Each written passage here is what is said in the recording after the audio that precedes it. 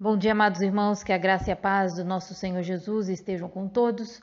Hoje a nossa leitura e meditação é do livro do profeta Jeremias, capítulos 14 e 15.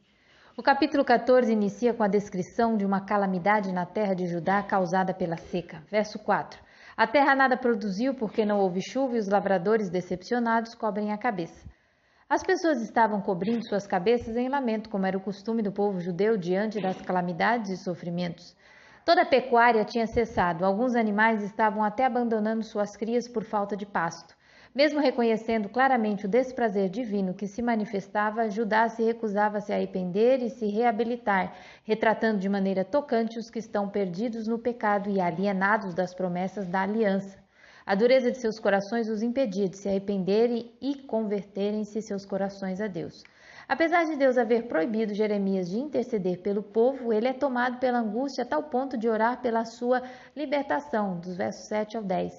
Já que a nação não queria confessar seus pecados, Jeremias decide fazê-lo em substituição ao povo. Verso 7. Embora os nossos pecados nos acusem, age por amor do teu nome, ó Senhor. Nossas infidelidades são muitas, temos pecado contra ti. Porém, sua ação foi em vão, versos 11 e 12. E então o Senhor me disse, não ore pelo bem-estar deste povo. Ainda que jejuem, não escutarei o clamor deles. Ainda que ofereçam holocaustos e ofertas de cereal, não os aceitarei. Mas eu os destruirei pela guerra, pela fome e pela peste.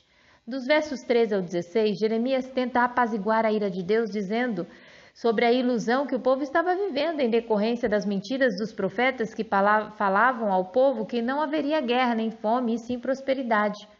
Mas em resposta, Deus castiga os responsáveis pelos prejuízos, os profetas falsos, e considera seus pronunciamentos visão falsa, adivinhação, vaidade e engano, de acordo com o verso 14. Por isso serão os primeiros a sofrer, seguidos pelo povo todo que se deixou enganar. Verso 15.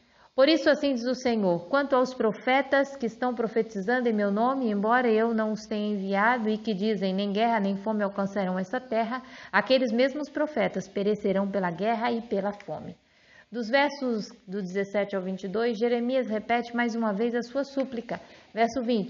Senhor, reconhecemos a nossa impiedade e a iniquidade dos nossos pais. Temos de fato pecado contra ti. O capítulo 15 começa com uma resposta definitiva de Deus. Verso 1. Então o Senhor me disse, ainda que Moisés e Samuel estivessem diante de mim, intercedendo por este povo, eu não lhes mostraria favor. Expulse-os da minha presença, que saiam. Deus é firme com Jeremias em dizer que não retiraria o seu castigo, ainda que Moisés e Samuel intercedessem. Certamente foram citados porque tiveram bom êxito nas suas intercessões diante de Deus pelo pecado de Israel. Mas havia uma diferença na intercessão de Moisés e Samuel. Eles receberam cooperação da nação para o arrependimento, coisa que não aconteceu com Jeremias, pois quanto mais falava, mais o povo ficava endurecido. Judá, portanto, estava pré-condenada à morte, espada, fome e cativeiro. Receberam 3 tipos de destruidores, a espada para matar, os cachorros para dilacerar os corpos e as aves dos céus para devorar e destruir. E tudo isso por causa de Manassés. Verso 4.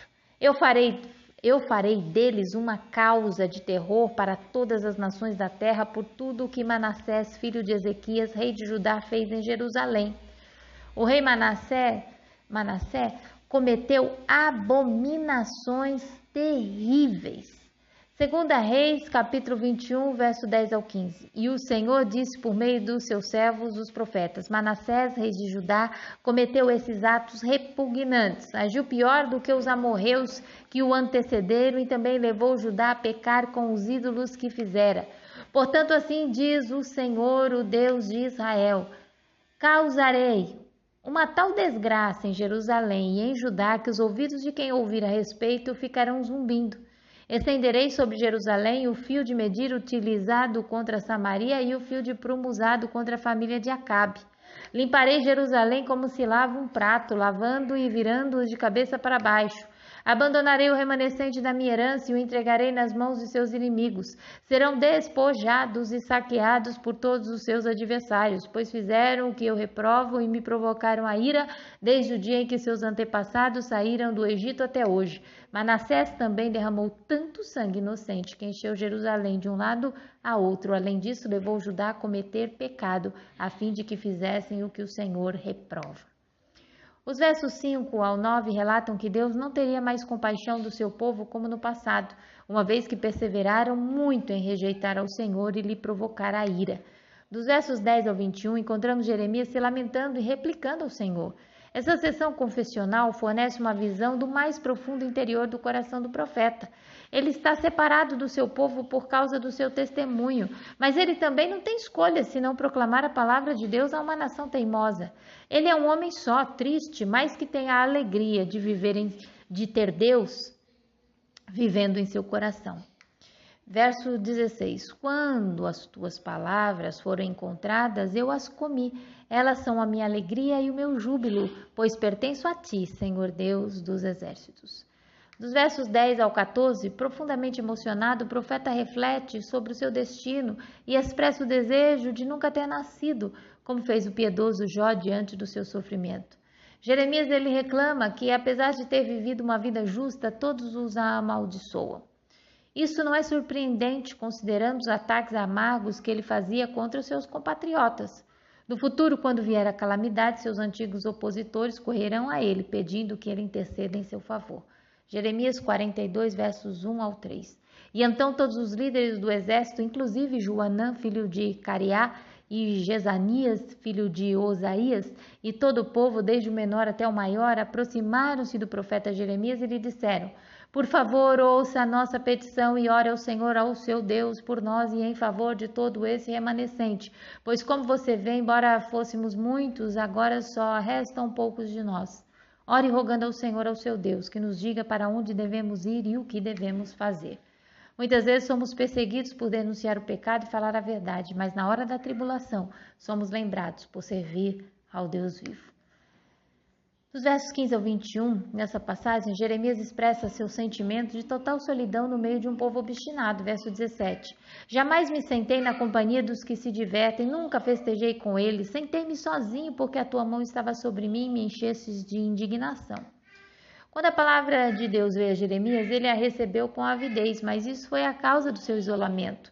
O espírito profético que estava nele o separou dos seus amigos e isolou das atividades populares por causa da sua indignação pelo pecado da nação.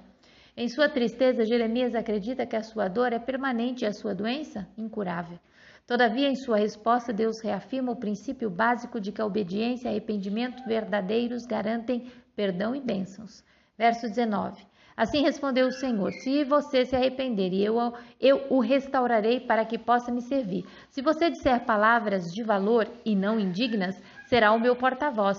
Deixe esse povo voltar-se para você, mas não se volte para eles.